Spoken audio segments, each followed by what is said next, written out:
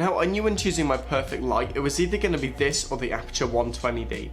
After doing careful research though, the only things that the Aperture 120D has that the Godox SL60W doesn't have are merely refinements. For example, the remote for some has been known to be extremely sensitive, along with the fact that the remote on the Godox doesn't actually adapt to the physical brightness changes on the light body. Other than that though, I haven't found any other areas where the 120D significantly outshines the SL60W, making the Godox the clear choice for me.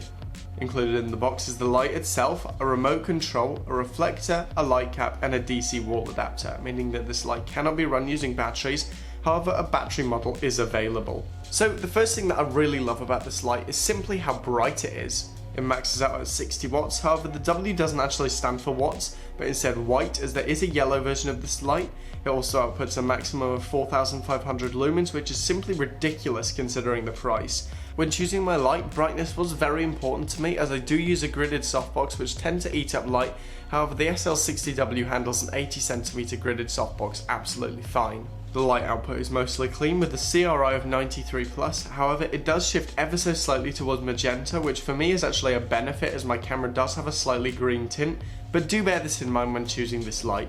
Realistically though, the shift is not noticeable and it produces a solid colour output. Following this, another thing that I love that I wasn't actually expecting to love is the remote control.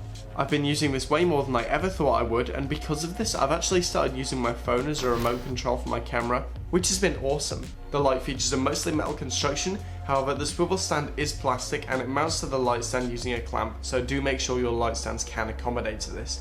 This light also features a Bowens mount on the front, which I absolutely love by the way, and I've attached a softbox to mine, but it's up to you what you attach to yours. Now of course, like any product, there are going to be some cons too, the first being the fan.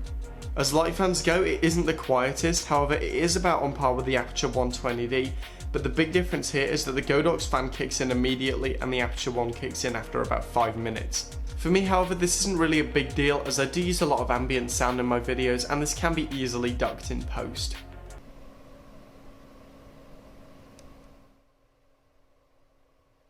Another con of this light is simply how heavy it is. This light setup with a standard softbox is a heavy setup and you'll want to make sure that you have some good quality light stands to accommodate to this.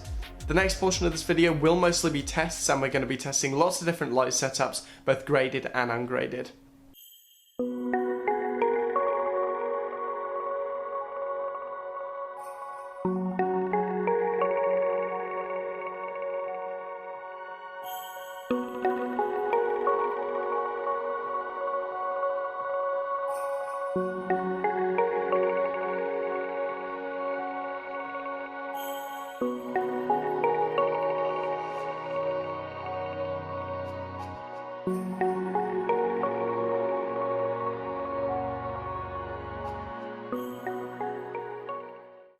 Wow, so those tests really do show that the Godox SL60W is an absolute steal for the price, which by the way ranges from about $100 to $150. I managed to get my entire set for just $200 and I've been loving it so far. Thank you for watching, remember to like the video. If you want to see more content like this then please subscribe. There's one thing left to say and that is goodbye.